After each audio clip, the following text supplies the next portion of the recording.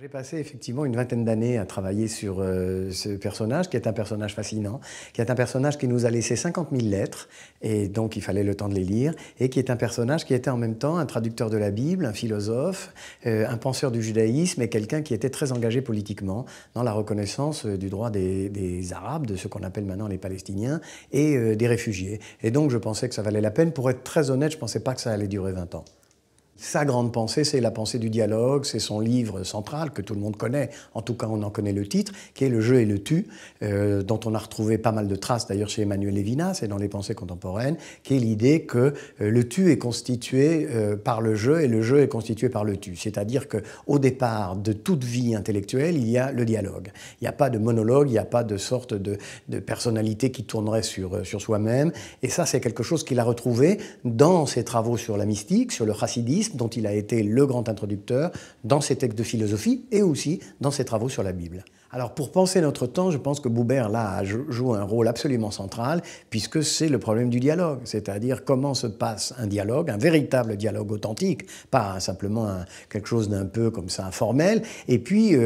comment fonctionne une médiation, c'est-à-dire comment on fait justement pour réunir des gens que tout oppose, que ça soit d'ailleurs je et tu, que ça soit vous et les autres, ou que ça soit des gens de confessions différentes. Il a eu un rôle très important pour le retour, j'allais dire, dans la civilisation du monde allemand. Il a eu une correspondance avec des grands penseurs chrétiens absolument fascinante. Et encore une fois, aujourd'hui, où chacun est en train de se retourner sur soi-même, de se replier sur lui-même, cette espèce de pensée du dialogue est absolument fondamentale. Et c'est pour ça qu'il a dit « toute pensée authentique et toute vie authentique est une vie de dialogue ». Alors il a rencontré effectivement beaucoup de gens, et ça c'est du dialogue aussi, il a parlé avec beaucoup de gens, il a écrit avec beaucoup de gens, et donc vous avez une espèce d'histoire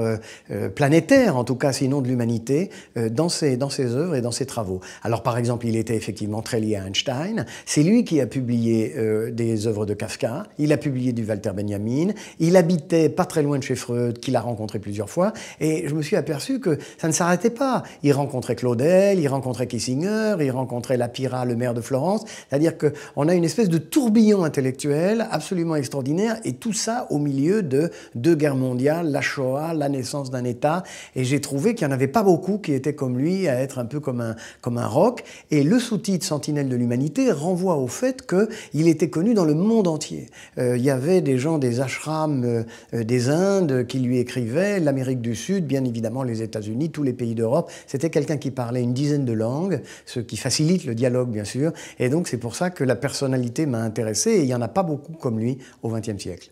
Alors cette philosophie de l'altérité, elle est très importante pour essayer de comprendre et la Genèse et les drames du Moyen-Orient que nous voyons aujourd'hui. D'abord parce que Buber a toujours été une sorte d'avertisseur en disant attention, il y a un autre peuple qui est dans ce pays et on ne peut pas les traiter comme s'ils n'existaient pas. Et avant la fondation de l'État et après la fondation de l'État, il a toujours essayé d'avoir des solutions pratiques pour une vie ensemble, pour essayer de respecter, mais des deux côtés, bien sûr, l'altérité et qu'un dialogue soit possible entre les Palestiniens, le monde arabe, où il y a aussi des chrétiens, comme on le sait, et les juifs. C'est le moins qu'on puisse dire qu'en ce moment, sa voix est probablement une des seules qui pourrait être encore entendue.